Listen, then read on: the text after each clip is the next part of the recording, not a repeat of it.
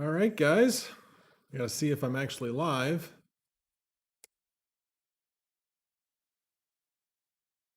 All righty. Can you guys hear me all right? All right, guys. I gotta see if I'm actually live.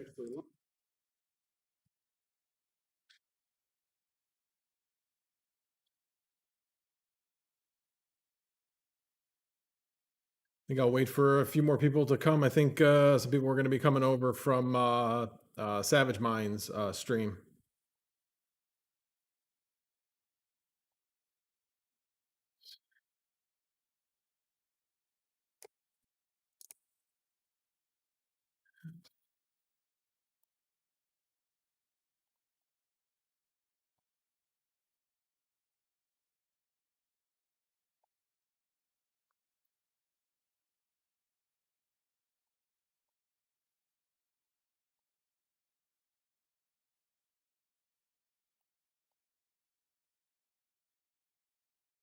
How you guys all doing tonight? A few more people showed up. All right, we'll give it a few more minutes and then I'll get started.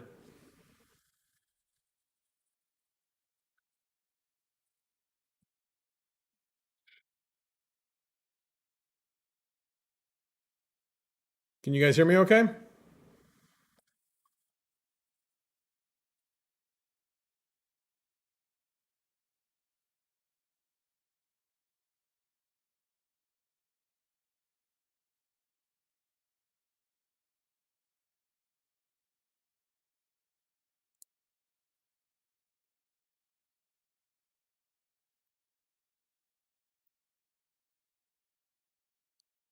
Just want to get some confirmation that you guys can hear me.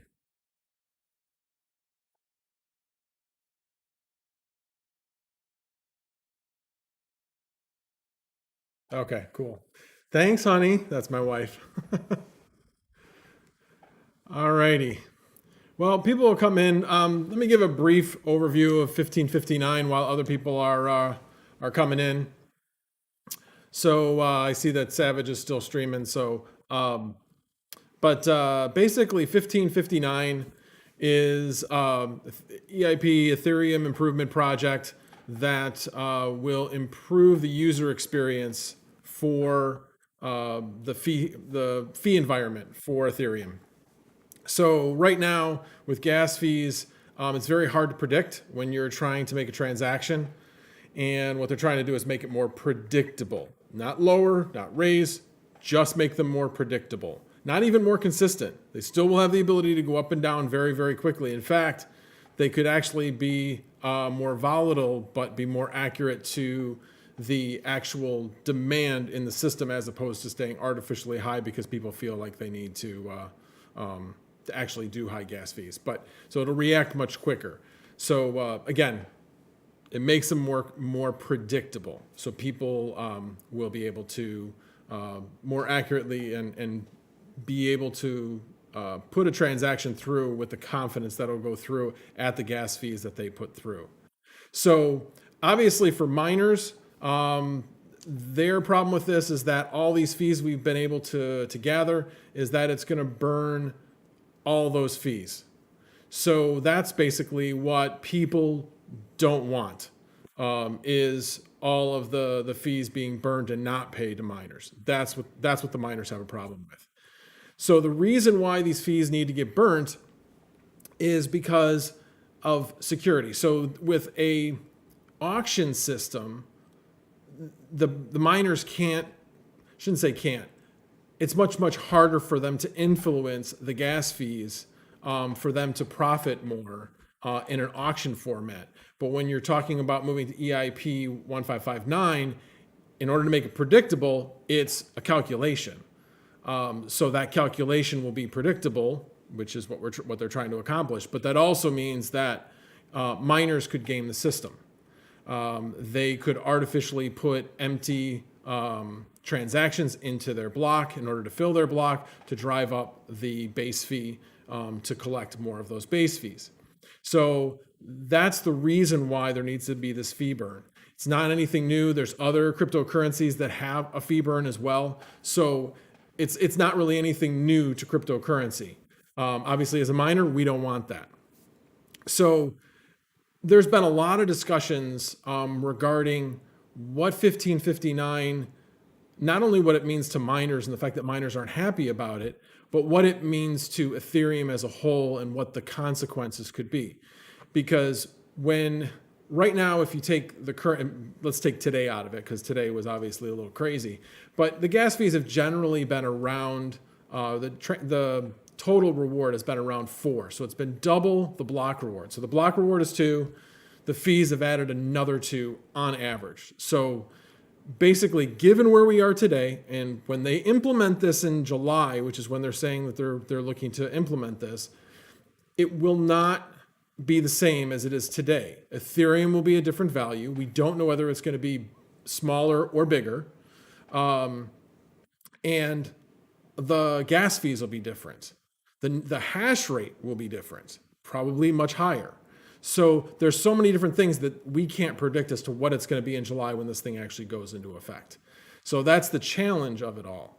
So the things that have been talked about and where the conversation has gone has been focusing on security, not on a compromise. They don't want to hear a compromise. Think of it this way. If you're a service provider, which that's what miners are, we're service providers. We may not like to hear that. We may say we're part of the community, but at the end of the day, we're still service providers. So service providers don't dictate their prices to the company that they're doing the services for. They can provide a bid, and if that company says, nope, the bid's too high, well, they're not going to work for that company. In essence, that's what's happening here is right now, miners are very happy with what the price is, but Ethereum wants to put something in place that will lower that fee that we're going to be getting, and we can either choose to continue to mine or not, and move to a different project. So the focus has now been on what does that mean for Ethereum and the security effects that could have. So one of the things I wanted to go through, because I've heard a bunch of people talking about this, is what happens.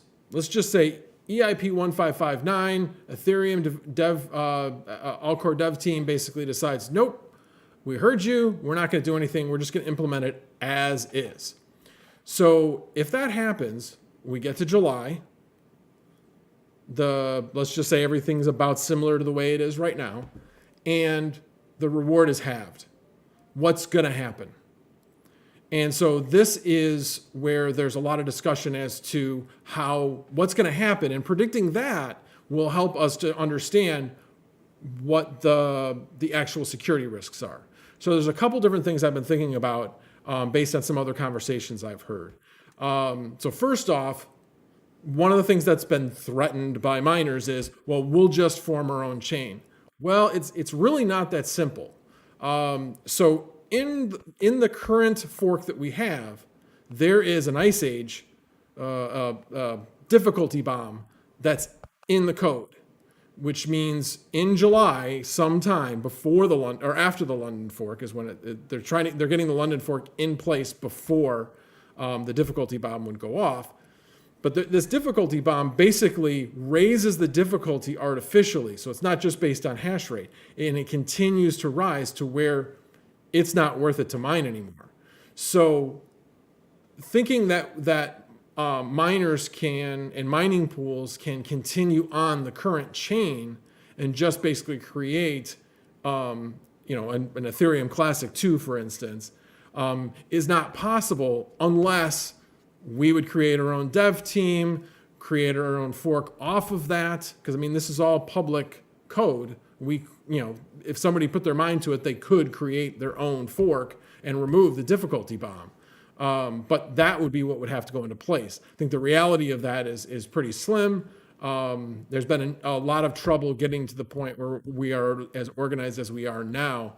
And at this point, we're focused on trying to focus on the security concerns and how we can make things better with that. So for those people that are saying, there'll just be a new chain, that will not happen.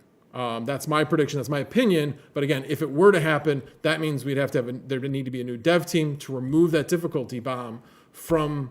So basically, we would need to create our own fork off of Ethereum by just removing the difficulty bomb. The other part of that equation is that the dApps would probably all go to the new fork, the London fork, and so the functionality of the remaining chain would not be there. So the gas fees would be gone anyway. And so there's a lot of complication with that. Like I said, I think the reality of that is that that would not happen. So the other part is, so we get to July. There isn't a secondary fork that creates all of the mining pools realize, okay, we need to go along with this. So all the mining pools go along. What does that mean for the Ethereum blockchain? What happens? So we all know that there's been some other things that are that have been profitable out there. So we don't know what profitability is going to look like at that point, but there will be some other things, and there will be definitely some movement of mining hash rate onto other chains, onto other currencies. Excuse me. So anyway, so there will be a drop in hash rate for Ethereum. The prediction, Vitalik had actually come out and said he predicts there'd be a 25% decrease. Now, the question is 25% decrease from what? Is the hash rate going to continue increasing at an accelerated rate like it is now? Or will it be, similar to where it is right now? So it's really hard to say exactly what it is. But with that said, let's say it goes down by 25%. Where does that hash rate go? And this is what I brought up today, actually, was,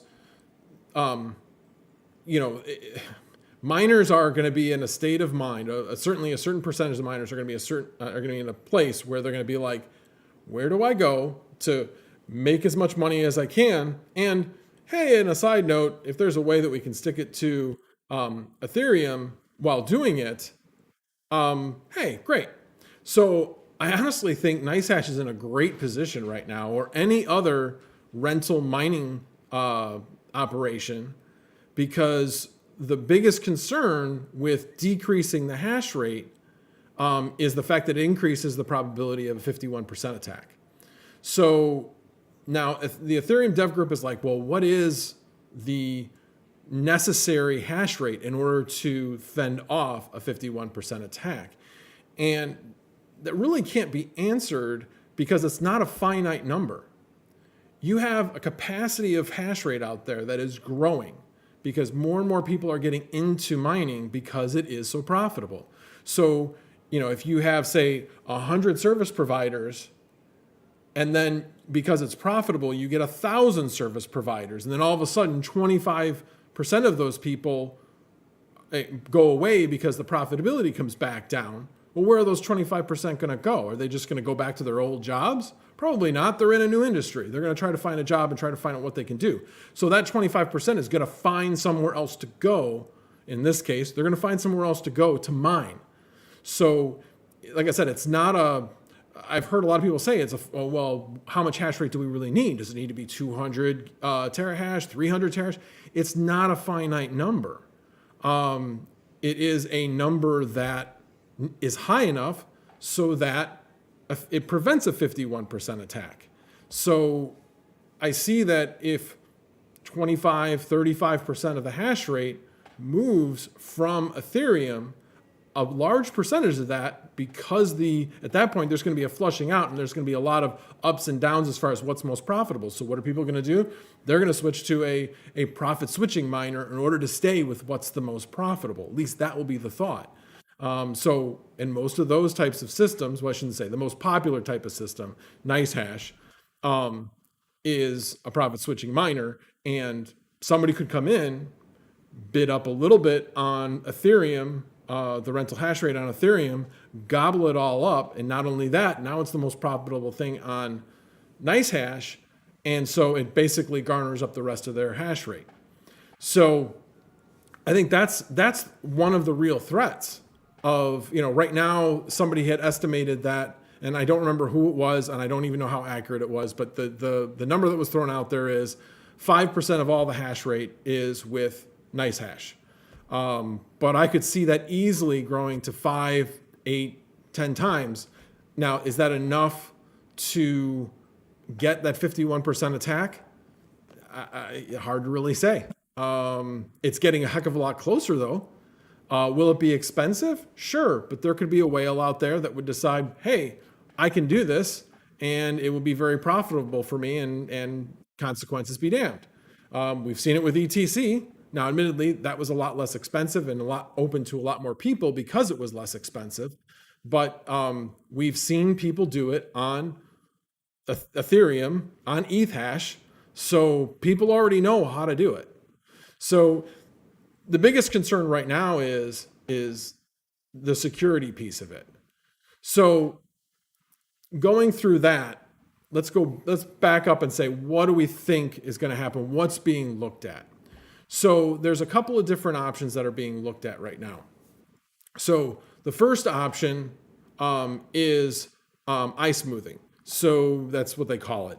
Basically, it's taking all the rewards, all of the fees, and smoothing them across many, many blocks so that one particular mining pool cannot influence how much they're making on each block.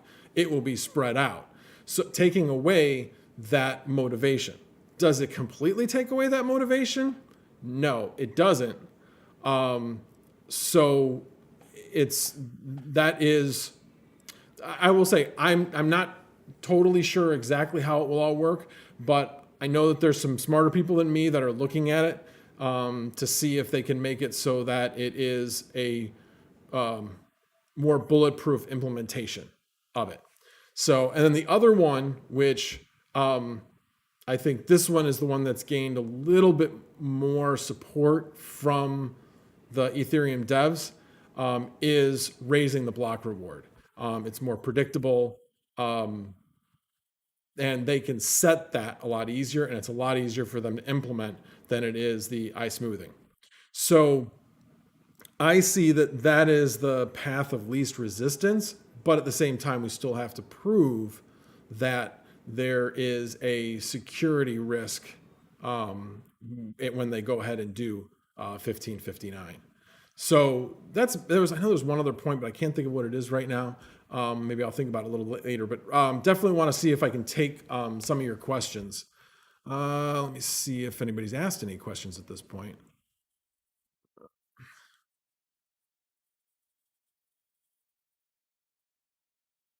John Germain, that's definitely a good point, but that's in the short term. We've seen when blockchains have forked and the hash rate drops like incredibly, that you do run into a period of time that is very congested. The network's trying to figure out what to do with difficulty because there is this large change. So yes, there will be a flushing out of about a day probably when this change occurs, but it will resolve itself. So yes, it's a known concern, but it's also people saying, yep, we're okay with it.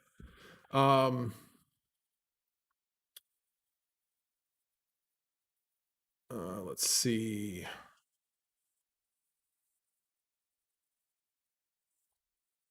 I'm looking for questions as opposed to statements.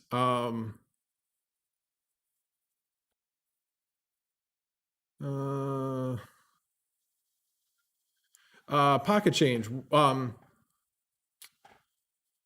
not sure. Can you explain why people are for it? Sorry. Well, the people that are for it are the dApps, as well as, and really the biggest people that are for it are people that are holding the coin. By burning those fees, they will be decreasing the inflation rate of Ethereum and possibly making it deflationary. It all depends on what those fee levels are. So with the block reward being 2, the block reward is created every single block. So 2 Ethereum are created every single block. So The fees, though, are not created. They are coming from the people that are doing the transactions. So in this case, the people doing the transactions pay that to the miners currently, but when 1559 goes into place, that would be burned. So that Ethereum would be removed from circulation. So if the fee, like in today's terms, if the total reward is 4 or more, it would be deflationary. If it was less than 4, it would just decrease the inflation rate. So currently the inflation rate's about 4%. So hopefully that answered your question, Pocket Change. So yeah, you asked about what the other side is. So yeah, they want it because they want the predictability of the fees that they're paying, and also to make sure that what they're holding increases in value. And if it has less inflation, it will actually help increase through monetary policy. It will help increase the value of Ethereum. At least that's the thought.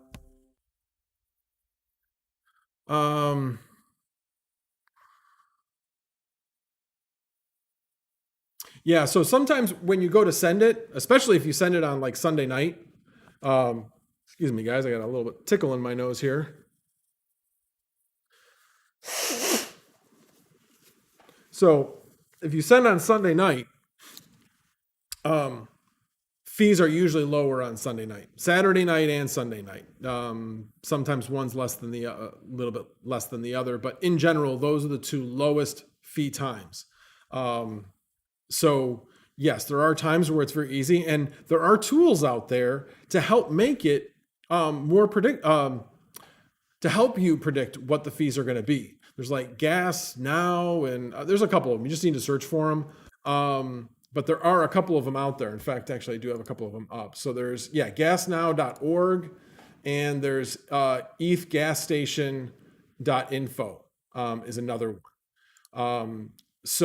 And then the other one I look at to get an idea of where they are historically is ethereumprice.org/gas. And that can give you an idea of where the lowest rates are. So anyway, so hopefully that helped answer the question for you, Pocket Change. Oh, I see you said thank you. So let me see. So Savage, almost every EIP 1559 explanation article starts with discussing that the reason for the EIP is to lower fees. I know. I spent at least a couple hours last week, one night, just responding to tweets because they had just started their support EIP 1559 campaign. And so everybody that tweeted and said that fees would be lower, I responded to them saying, stop saying it. It will not lower fees. If you don't believe me, ask the devs. So yes, it is a misinformation campaign by those people that want people to support 1559. I've tried to get that through to Tim Biko. He thinks it's a minority, where I think it's a majority. So we disagree on that point, but it is frustrating when you continue to hear that over and over and over again. I've even heard that from miners that have believed it because they heard somebody else say it. So anytime it comes up, I always say, and I know, Savage, you've heard me say it, that it will not lower fees. And then people say, well, but it'll stop from overpaying. Well, yeah, you won't be able to overpay, but that sounds like that means that fees are going to be lower. It's not. On average, it won't be lower. Most people are not overpaying. They're taking a look at those sites that are out there, looking to see what the fees that they need to propose for fees, and they're proposing that. So especially when fees are high. So let's see here.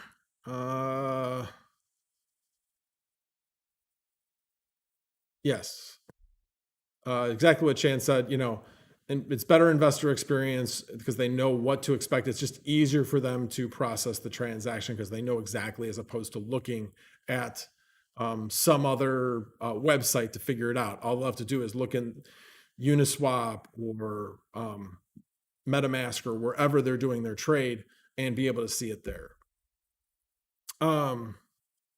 So Taines, I'm hoping, I'm sorry if I'm pronouncing that wrong, but that's a great question. So why even have a fee if we're just going to burn it anyway? And that was actually my standpoint when I first heard this. The problem is that this is a supply and demand. If you don't allow people to raise the fee in order to figure out who wants their transaction to go through first, how do you choose who is going to actually get their transaction included? Right now, it's just flat out done by the highest bidder wins. And in essence, it won't change much except the fact that each block will have a certain base fee based on what happened in the previous block. So as they are sorting through those all the transactions on what to include, they will only include, they'll include the transactions that have the highest miner tip. So in congested times, miner tip will matter. So when I say congested, I mean that things will, when there's more and more transactions that aren't getting included, so there's a backup. Okay, so one of the things with 1559 is that the congestion will be slightly less because there will be a variable block size. So if things are starting to get more congested, the base fee will go up, but the block size will also expand. So that will continue to happen until the price gets so high that people are like, nah, too rich for my blood. I'm going to wait for the base fee to come back down or the fees to come back down before I process my transaction. Now, if you look at today where we were seeing stuff 14, 15, I didn't even look to see what the highest was, but obviously it was way up there. There's a point where everybody just wants to get included. So there will be certain times where tips will be high because people will want to get their transactions included sooner before the base fee can continue to rise. So under normal times with normal volume, even volume, where the block size isn't changing much and the volume isn't changing much, there's not really going to be much reason to have any tip. What will happen is when you see something like today, you'll see those tips go up because people will want to get in before the base fee goes up. So there's one of the key things that a lot of people have said on both sides is we don't know exactly what's going to happen. There are not great models as to modeling exactly what's going to happen because there's human nature involved here. At what point, how is human nature going to come into play? What's the market going to look like at the time? So it's really, real hard to say exactly what's going to happen. So hopefully that answered your question, Taines. But yes, first come, first serve. Sorry, let me scroll up here a bit since I did miss a little bit here.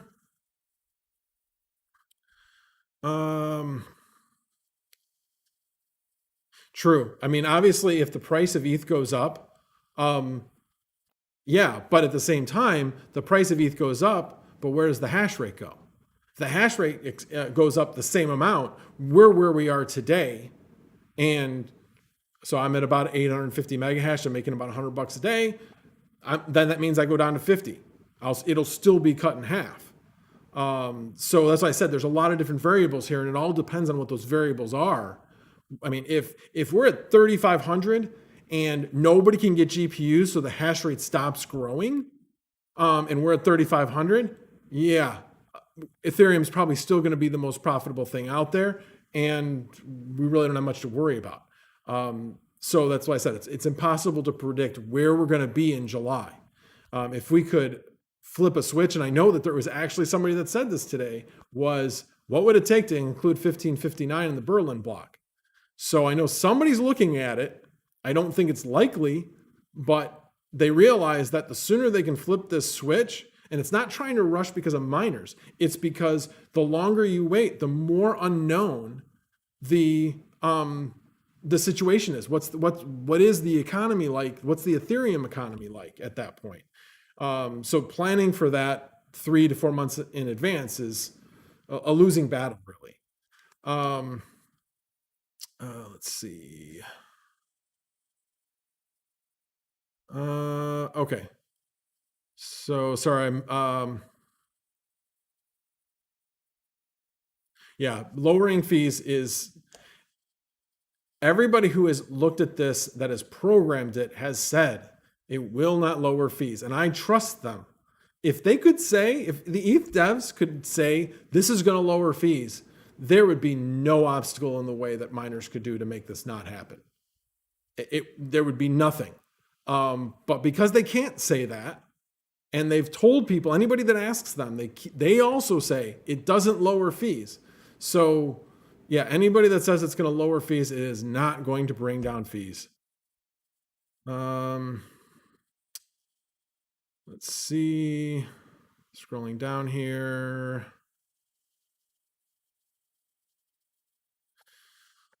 So John Germain, why not continue to give half the fees to miners and burn the other half? So that only lessens the profitability of gaming the system. It doesn't stop the ability to game the system. So if somebody can game the system at no fee and not really much effort, they're going to do it. And so, people will argue that, well, mining pools have never done this in the past, and they've been shown to be trustworthy. That's true, but there's a lot riding on Ethereum. And if you are a DApp developer, do you want to be on a chain that says, hey, look, just trust our service providers? They'll always do the right thing. Or would you rather be on a chain that says, hey, we're bulletproof? Again, looking at it from the other standpoint, I get where the developers are coming from. If there's a possibility to game the system, then they will. Burning and the smoothing are really the only two options. So possibly the smoothing may be still a possibility. That's being looked at. When I initially brought it up, because I read the Rough Garden paper back in December, I had said, hey, why can't we do the smoothing? And the response I got back from Tim Biko, and I let him have it, was, well, it's complicated. It's too complex. No, it's too complex. And I'm like, this whole thing is complex. What do you mean it's too complex? Somebody can't figure it out? Honestly, from a miner standpoint, sounds like a cop-out. And I told him that. And so there's been some back and forth since then, kind of come to their side of things where, yes, is it possible? Yes. Does it totally remove the possibility of people gaming the system? That's the part I'm not sure of. And like I said, smarter people than me are actually looking at it right now. Let's see. Yeah, Savage Mind, you got it right. So many moving targets. Yeah, I mean, there will definitely be people that will move their their mining rigs to other coins. There's no question. I think just out of spite, some people will move, and other people because it'll be just as profitable. Especially miners that are like, hey, you didn't do what was right by miners, so if I can make the same amount of money mining another coin, then I'm going to do that. Right now, it's the opposite. Hey, I'm mining Ethereum. It's just easy. If it's at least making as much as another coin, I'm going to continue to mine Ethereum. So it would flip the switch a little bit if that were to happen. Let's see. I didn't already cover that thing with the SEC. I actually brought that up a while back. So I don't know if somebody was actually rehashing a comment that I made in an Ethereum channel or not, but yeah, there's a number of things that are being done here, and the reason why this was stated was anytime you are changing monetary policy of something, in this case it's currency, well, that is definitely. I mean, think of it this way. So why did XRP get under the scrutiny of the SEC? The reason why is because they kept issuing more currency without any ICO or anything that regulated it at all. They just did it whenever they felt like it. So, and again, I'm not an expert on that, but that was my understanding of why the SEC was looking into them. So in this case, you're looking at it a little bit differently. Now, admittedly, it is more random, but you're looking at destroying an asset. And so you are affecting monetary policy, just like XRP was. XRP was increasing money supply. In this case, they will be affecting the money supply. And actually, in this case, you don't know which direction it's going to go. It depends. And that's the other part of it is some people have brought up the fact that losing control of monetary policy isn't a good thing either. We don't know if it's going to be still be inflationary, but just to a smaller extent, or deflationary. And because both of those things, I mean, way back when the U.S. was lowering interest rates and Japan was at negative interest rates, you never want to get to the point where you're at negative interest rates. There's a lot of things that go along with it. Now, this is different, but there are definitely some effects that when you're constantly going between inflation, deflation, it can have some detrimental effects. So anyway, so that's some of the things that were discussed, and that's why the SEC comment was brought in. Well, this isn't about Rory. This isn't about them taking anything mined. This has nothing to do with the mining rewards. This has to do with the money supply. This has to do with the currency supply. So if ETH changes a policy to change how their currency is generated, not generated, and it's somewhat random, like I said, that could gain some scrutiny from the SEC.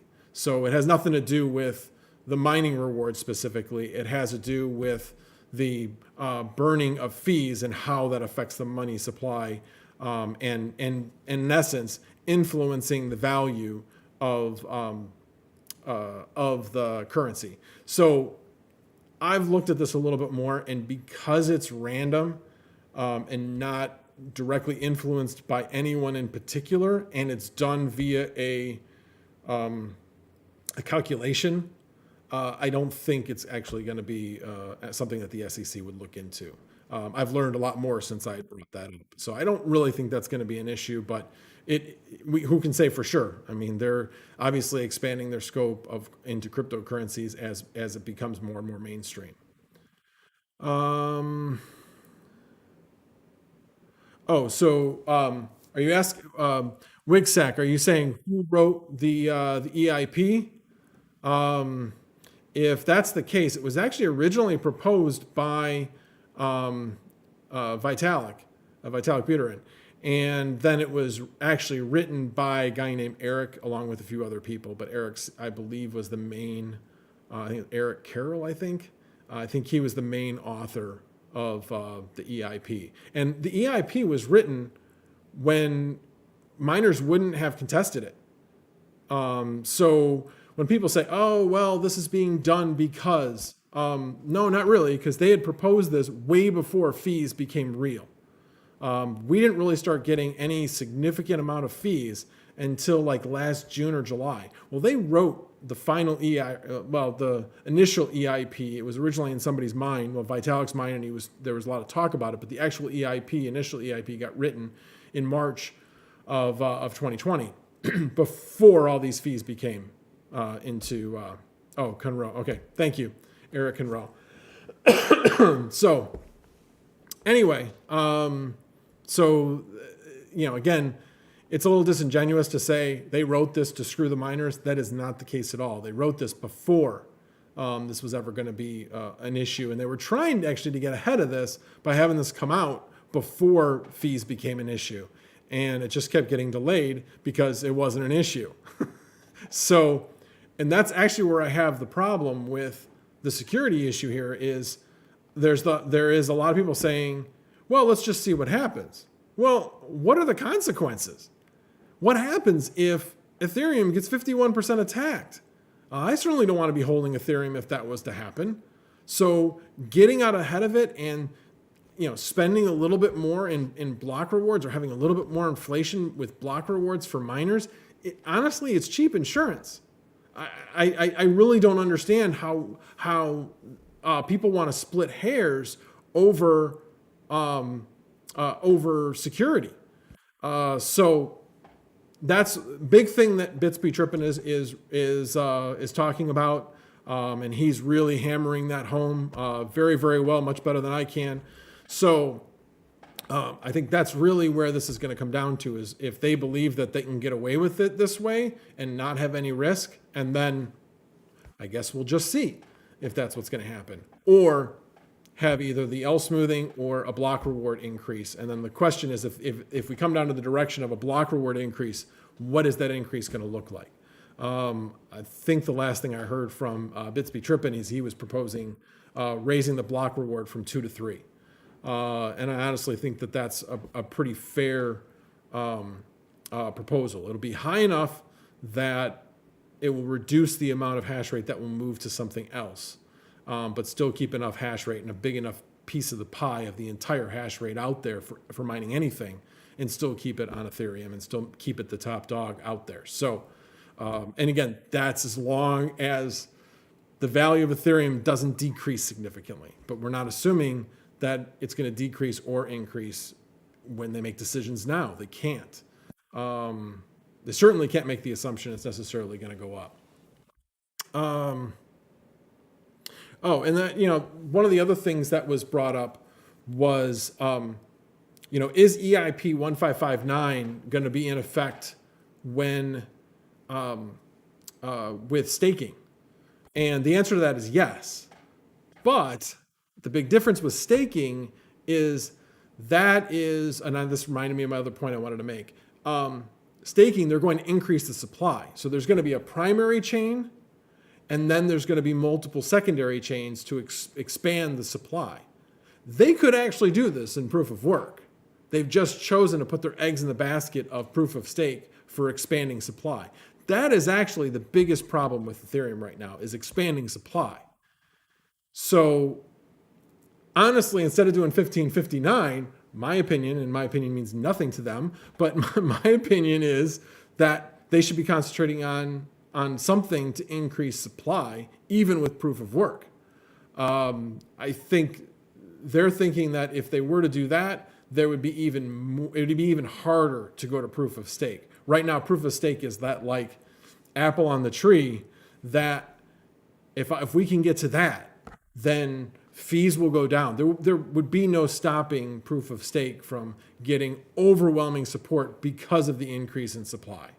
So, yeah. So anyway, but the biggest problem is that supply issue. That is what would lower fees. Nothing else will.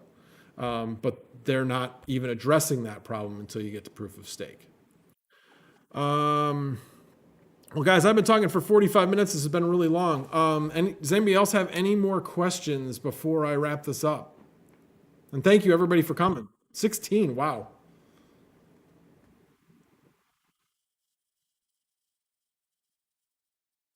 Looks like there's a pretty hefty delay, so I'll give it a little bit more time.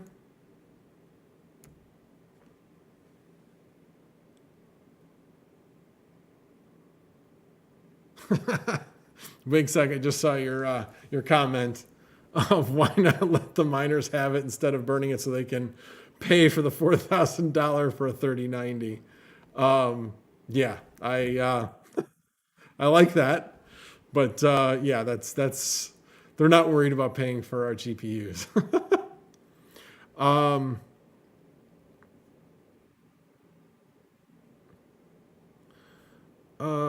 Weren't they supposed to stop creating block rewards for both BTC and ETH?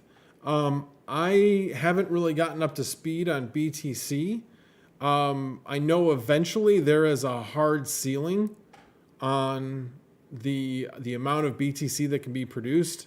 And I don't remember exactly what the end game is, but through halving it slows down a lot. So it continues and continues through that halving. ETH does not have a halving schedule, not an official halving schedule. It was reduced from 5 to 3 in October of 2017, and then was reduced from 3 to 2 in first quarter of 2019. It was either January or February. Somebody had corrected me on something I had stated on Saturday. So that's why that sticks in my mind right now. Um, so if staked, John Germain, if staked, ETH were used to immediately pay transactions and staker had to wait the number of required confirmations to earn his fee, that could make a minerless system, don't you think? Well, I mean, proof of stake will be a minerless system. So, and that right now is predicted to be about 18 months. Those people that have worked in the ETH development believe that that's a bit aggressive. They're thinking sometime in end of 2022, but most likely 2023. So there's still a bit of time, but that really remains to be seen. If it was an easy thing to do, it would already be done. And they've been talking about proof of stake forever. So they've obviously created the first step of the beacon chain with phase 0, but yeah, there's still a long way to go.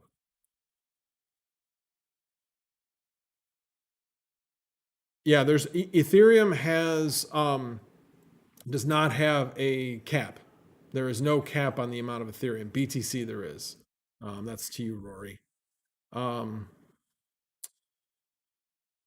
the Dane, we got something to say. Thanks, Dan. I appreciate that. Okay, thanks, Tains. It's 21 million for BTC is the max. I appreciate that. They should be worried. They need everyone they can online right now getting that hash rate up, but enjoyed the chat. Oh, okay.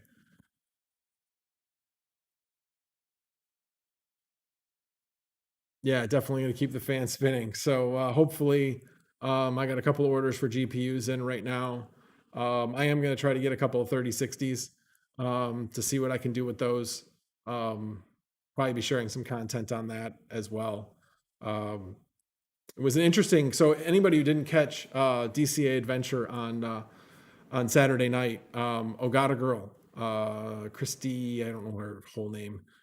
Anyway, she has been involved in cryptocurrency for quite a long time, and so a lot of topics came up, and one of them was the 3060, and she was just absolutely fascinated, and she's like, always got to love a challenge. And so there was a lot of talk like, oh, there's this tool out there, there's this tool out there. I don't know if she's going to do it. She's busy with a lot of other things, but it did make it sound like that someone who wanted a challenge could figure it out. It's probably just flipping a bit in the BIOS, but finding that bit and finding the tools that could actually change it, we'll see. And I was talking about the 3060s. I have a couple orders in for 3060 Ti's right now. Don't know exactly when they're going to come in. Thank you, Savage Christy Minahan. Minahan, I'm not actually sure. She always goes by Ogata Girl, so I never actually heard them say her last name. Anyway, but yeah, a couple of 3060 Ti's from a local vendor here that has its own queue system. So got a little lucky there. I'm going to continue to try to hit on the Best Buy system whenever they have a drop. I haven't had any luck recently, and I'll tell you right now, if you want a 3060, it is 9 o'clock Pacific Standard Time is when the 3060 EVGA queue opens up. If you want a 3060, you better be online right at 9 a.m. because there's going to be a lot of people trying to get into that queue as soon as possible. So the sooner you can get into that queue, the sooner your queue time will come up and the sooner you'll be able to buy.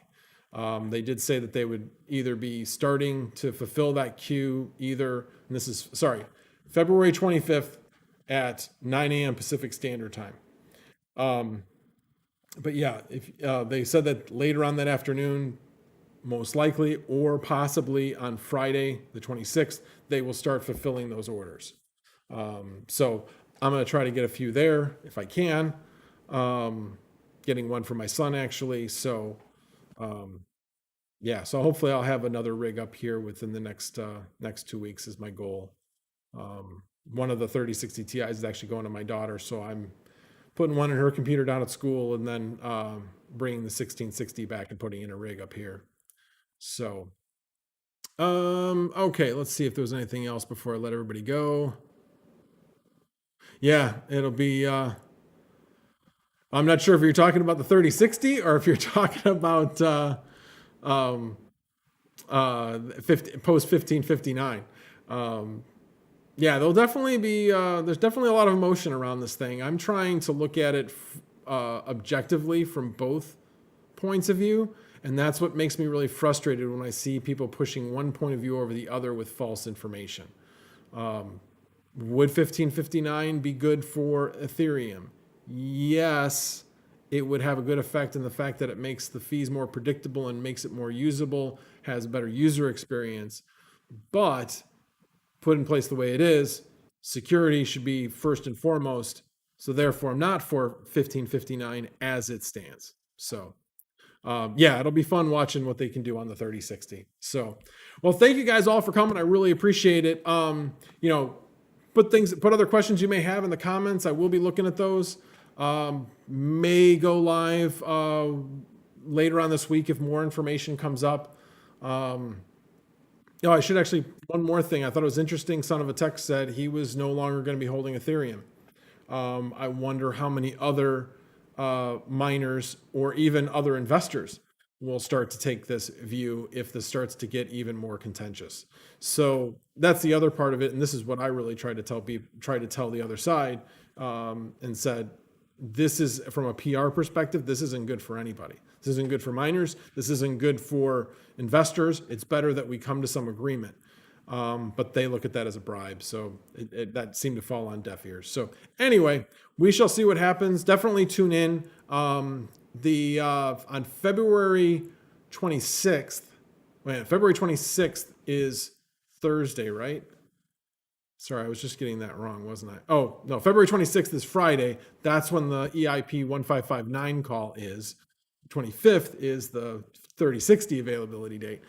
So anyway, February 26th, excuse me, guys, at 8 a.m. Central Standard Time, 1400 UCT, I guess is what the standard time is. Anyway, so 8 a.m. Central Standard Time, 9 a.m. Eastern Time, 6 a.m. for those people on the West Coast. It's going to be a little early morning if you want to be part of the call. But I think it will be interesting. I think it will be lively, to say the least. Last heard that there was going to be a manufacturer of ASICs on the call as well. Not sure what their standpoint is going to be, but it'll definitely be interesting. So anyway, thanks for joining me, guys, and have a great night. Now if I can just figure out how to turn this thing off.